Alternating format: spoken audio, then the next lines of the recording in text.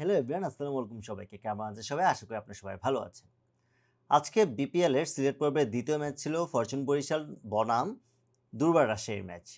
দুর্বার রাজশাহীর সাথে ফরচুন বরিশালের এই ম্যাচে ফরচুন বরিশাল টসে জিতে তারা ফিল্ডিং নিয়েছে এবং দুর্বার রাজশাহীকে ব্যাটিংয়ে পাঠিয়েছে এবং শুরু থেকেই দুর্বার রাজশাহী ভালোই খেলছিল, কিন্তু তারা আসলে একটা সময় যে মাঝখানে দুইটা সময় তারা এই কাজটা করেছে। একটা হচ্ছে তারা যখন ১০ ওভারের পরে প্রায় ২১ বলের মতো তারা কোনো বাউন্ডারি নিতে পারে নাই। এই কাজটাই তারা আবার করলো যখন তারা ১৬ ওভারের সময় ছিল। ১৫-১৬ ওভারের দিকে সেম কাজটা করলো। তখনও প্রায় ১২ বল তারা এই কাজটা করেছে। অ্যাজ এ রেজাল্ট তারা আসলে যেভাবে শুরু করেছিল, তাদের একটা সময় প্রায় মনে হচ্ছিল তারা ২০০ রান করে ফেলতে পারবে। কিন্তু আল্টিমেটলি তারা মাত্র ১৬৮ রান করেছে ৪ উইকেটে। তার অন্যতম কারণ হচ্ছে এনামুল হক বিজয়ের ব্যাটিং। ইয়াসির আলী রাব্বি যেভাবে ব্যাটিং করতেছিল বা জিশান আলম যেভাবে ব্যাটিং করছিল বা মোহাম্মদ হ্যারিস যেভাবে ব্যাটিং করছিল, মোটামুটি ব্যাটিংগুলো ঠিকই ছিল। হয়তোবা একটু তারা একটু ভালো করতে পারত, কিন্তু এনামুল হক বিজয় থেকে অনেক ভালো তারা খেলেছিল। এনামুল হক বিজয় প্রবাবলি ৩৫ বলে ৩৯ রান করেছে এবং এই ৩৫ বলে ৩৯ রান এই উইকেটে আসলে এটা একেবারেই যাওয়ার মতো একটা রান না। মানে এটা টোটালি স্যুট করে না। কারণ হচ্ছে আপনি এই উইকেটে তার রানটা থাকবে মিনিমাম ৩৫ বলে ৫৫ অথবা ৬০ এই ধরনের রান থাকতে হবে। আদারওয়াইজ তাহলে এই ব্যাটিং উইকেটে আপনি একটা টি-20 ম্যাচে যদি এই রান করেন তাহলে হয়তো বাকি প্রেশারটা বাকি ব্যাটসম্যানদের উপরে চলে যাচ্ছে। অ্যান্ড দলও এটার জন্য একটা সাফার করতেছে। আল্টিমেটলি সেটাই হয়েছে। দল সাফার করেছে এবং যেখানে প্রায় হচ্ছে 200 প্লাস 220 মতো টার্গেট দেওয়ার উচিত, সেখানে টার্গেট পড়েছে মাত্র ১৬৯ রান। এবং ১৬৯ রানের টার্গেটে ব্যাট করতে নেমে ফরচুন বরিশাল শুরুতে একটু দেখে শুনে শুরু করেছিল। প্রথম ৩ ওভারে তাদের রান বেশি ছিল না। এরপরে তামিম ইকবাল এবং কাইল মায়ার্স তারা হিট করা শুরু করে।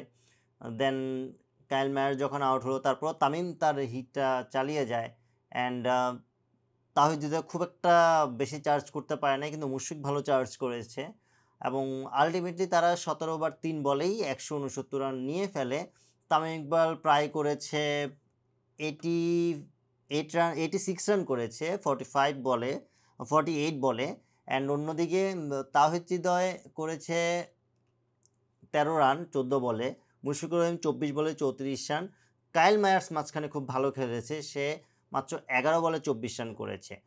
এবং তাদের যদি আমি 11-এর কথা বলি, বরিশাল আসলে আজকে একটু 11টা চেঞ্জ করতে হয়েছে, কারণ তার হচ্ছে তাদের মুশফিকুর রহিম যেহেতু কিপিং করে নাই, সেহেতু কিপিংয়ের জন্য প্রীতমকে তারা নিয়েছে, শান্তকে ড্রপ দিয়েছে এবং রিশাদকে খেলিয়েছে। তারা তাদের যে পেসার ইমনকে আগের ম্যাচে ছিল, ইমনকে ড্রপ দিয়েছে এবং সে জায়গায় তারা বোলিংটা কাভারেজ করার জন্য বা কাভার দেওয়ার জন্য তারা যেটা করলো, মোহাম্মদ নবীকে বাদ দিল, তার জায়গায় হচ্ছে জাহানদাদকে নিল। সো এটা ছিল তাদের চেঞ্জ। আর অন্যদিকে রাজশাহীর সোহাগ গাজীকে বসিয়ে তারা জিশানকে খেলালো অ্যান্ড তাদের মধ্যে খুব একটা তারা আর বাকি চেঞ্জগুলো আনে নেই। যেটার কথা বলা হচ্ছিল হাসান মুরাদ, ইভেন হচ্ছে মোহর শেখ। আলটিমেটলি দেখা গেল তাদের কিন্তু রাজশাহীর বলার শফিউল, মোহর শেখ, দেন হচ্ছে হাসান মুরাদ, এরা প্রত্যেকেই রান কনসিড করেছে। জিশান ৪ ওভার বল করে মাত্র রান দিয়েছে 25 রান দিয়েছে, বেশি দেয় নাই। এবং হচ্ছে রায়ান বার্ল ৩ ওভার বল করে 26 দিয়েছে। জিশান একটা উইকেটও নিয়েছে। তাসকিনও ভালো বল করেছে, ৪ ওভারে ২৭ রান দিয়েছে, যদিও কোনো উইকেট পায় নাই আজকে। বাট তাদের বাকি বলার যারা, তারা আলটিমেটলি আপ টু দ্য মার্কে যেতে পারেনি এবং আমার মনে হয় হাসান মুরাদকে তারা যতবার চান্স দিচ্ছে এটা তাদের জন্য ভুল হচ্ছে। তাকে একটু চেঞ্জ করে সানজামুরকে খেলানো উচিত, আদারওয়াইজ তারা এই জিনিসটা তাদের চলতেই থাকবে। ওভারঅল ম্যাচটা এক পেশেই ছিল। একটা সময় পর্যন্ত মনে হয়েছিল না দুর্বার রাজশাহী হয়তো একটা বড় রান টার্গেট দিতে পারবে, কিন্তু যখনই তারা আলটিমেটলি ওই যে মাঝখানে দুইটার সময় এত বড় বড় দুইটা গ্যাপ গেল, যে ২১ বলে কোনো বাউন্ডারি হয় নাই, দেন একদম শেষের দিকে যে শেষ ৫ ওভারের দিকে যে যখন ১২ বলে টানা কোনো বাউন্ডারি হচ্ছে না, তখন আলটিমেটলি আসলে রানটা ১৭০-এর নিচে থাকবে, এটাই স্বাভাবিক। এখানকার জন্য সবথেকে বড় দায়ী আলটিমেটলি করতে হবে এনামুল হক বিজয়কেই। তো তার ব্যাটিং প্যাটার্ন যদি সে চেঞ্জ না করে, আলটিমেটলি এটা দলের কোনো কাজে আসবে না। অন্যদিকে ফরচুন বরিশাল অ্যাজ ইউজুয়াল জানা কথা তারা জিতবে, সো তারা সেভাবেই খেলেছে। বাট ফরচুন বরিশালের নেক্সট ম্যাচগুলোতে তারা আসলে এই যে মুশফিক কিপিং করতে না পারাটা তাদের জন্য একটা বড় ধাক্কা। সো যদি নেক্সট ম্যাচে মুশফিক কিপিং করতে পারে, ফরচুন বরিশালের এই প্রীতমকে ক্যারি করতে হবে না, তখন মনে হয় তারা প্রীতমের জায়গায় আরিফুলকে নিয়ে খেলতে পারে। বাট আমার মনে হয় না শান্তকে আবার নেওয়ার দরকার আছে, কারণ তাদের যে ধরনের ব্যাটিং লাইন আপ আমার কাছে মনে হয় তারা আসলে আরিফুলকে নিলে তারা আরেকটু রিল্যাক্সে খেলতে পারবে।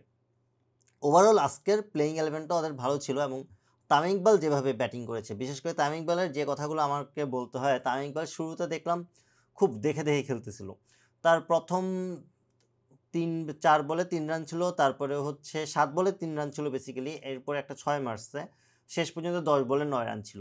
10 বলে 9 রানের পর থেকে সে টানা যতগুলো বল খেলছে কোনো ডট বল দেয় নাই, প্রায় টানা হচ্ছে প্রথম 3টা 4 মারলো, দেন একটা সিঙ্গেল নিল, দেন আবার যখন স্ট্রাইকে আসলো তখন পরপর 2টা বলে 2টা 4 মারলো, আবার সিঙ্গেল নিল 2 বলে 2টা, দেন আবার যখন স্ট্রাইকে আসলো তখন আরও 2টা 4 মারলো। তার ইনিংসে আজকে মেনলি বেশি ছিল 4, এবং সে মোট 11টা 4 মেরেছে, 3টা 6 মেরেছে। 6 একটা শুরুতে তাসকিনকে মারলো এবং 2টার শেষের দিকে যে হাসান মুরাদকে মারলো। বিশেষ করে একটা হচ্ছে উইনিং শট, সেটা 6 ছিল, আর উইনিং শটের আগের ওভারে হাসান মুরাদের ওভারে হচ্ছে আরেকটা 6 মারলো লেগ সাইডে। বাট তার আজকের ব্যাটিংয়ের যেটা দেখার বিষয় ছিল, সে একদম প্রত্যেকটা প্ল্যান করে শট খেলা, যেটাকে বলে একদম টাইমিং মিলিয়ে প্ল্যান করে, খুব তাড়াহুড়া না করে দেখে শুনে খেলা, সেটাই খেলেছে একদম। আপনার কোনো এই ইনিংসে আপনি কোনো ধরনের গ্যাপ দেখতে পারবেন না, লাইক সে কোনো চান্স পেয়েছে বা লাইভ দিয়েছে বা স্ট্রাগল করতেছিল, এমন কোনো কিছু না। জাস্ট একদম গো উইথ দ্য ফ্লো, সে যেভাবে বল আসতেছে, যখন দেখে খেলার দরকার তখন দেখে খেলতেছিল, যখন মারার দরকার তখন মারতেছিল। জিশানের ক্ষেত্রেও জিশান কিন্তু খুব ভালো বল করছে, বাট তারপরেও জিশান 3টা বাউন্ডারি কনসিড করেছে এবং 3টা বাউন্ডারি আলটিমেটলি তামিম ইকবালই মেরেছে। সো এই জায়গাটাও তামিম ইকবালের ওটাও দেখার মতো ছিল, প্রত্যেকটা সে বাউন্ডারিতে জিশানকে খুব বেশি হার্ডলি চার্জ করছে ব্যাপারটা এমন ছিল না। সে একটা শট একদম জাস্ট লেট কাট করে একটা 4 মেরেছে, কাট করে 4 মেরেছে, ড্রাইভ করে মেরেছে। সো প্রত্যেকটা আসলে তামিম ইকবালের অ্যাজ ইউজুয়াল যে রানগুলি সেগুলি। সো মোটামুটি ইনিংসটা নিয়ে আপনি খুব একটা বেশি ফল্ট পাবেন। এখানে অনেকে হয়তো বা বলতে পারে যে রাষ্ট্রের যে ধরনের বলার, সো তাদেরকে তো আসলে তামিম ইকবাল চার্জ করবে। বাট আজকের ইনিংসের যে সবথেকে মেন ব্যাপারটা ছিল, সে কাউকে আসলে ওভার চার্জ করতে যায় নাই, লাইক আমি পেশি শক্তি দিয়ে মারতে যাব, ব্যাপারটা এমন ছিল না। একদম জাস্ট বল যে ফ্লোতে আসছে, বলের মেরিট অনুযায়ী সে খেলছে। এটা অবশ্যই ভালো একটা দিক। তামিম ইকবাল রান পেয়েছে, দেখার বিষয় সে বাকিটা টুর্নামেন্ট এটা কন্টিনিউ করতে পারে কিনা। অ্যান্ড বরিশাল এই ম্যাচে জয় পাবে এটা জানাই ছিল। দেখা যাক নেক্সট ম্যাচে তারা কিভাবে এটাকে কন্টিনিউ করে। এই ম্যাচ নিয়ে আপনার যত মতামত আছে অবশ্যই কমেন্টে জানাবেন, এবং এই ম্যাচের টার্নিং পয়েন্ট কী এসব নিয়ে অবশ্যই কমেন্টে জানাবেন। আজ এই পর্যন্ত, এতক্ষণ পর্যন্ত সাথে থেকে পুরো ভিডিওটি দেখার জন্য ধন্যবাদ। আশা করি আমার এই ভিডিওটি আপনাদের ভালো লেগেছে। যদি ভালো লেগে থাকে তাহলে অবশ্যই লাইক, কমেন্ট, শেয়ার এবং সাবস্ক্রাইব করে পাশে থাকবেন। নেক্সট নতুন কোনো ভিডিও নিয়ে আপনাদের মাঝে চলে আসার আশা ব্যক্ত করে আজ বিদায় নিচ্ছি। আল্লাহ হাফেজ।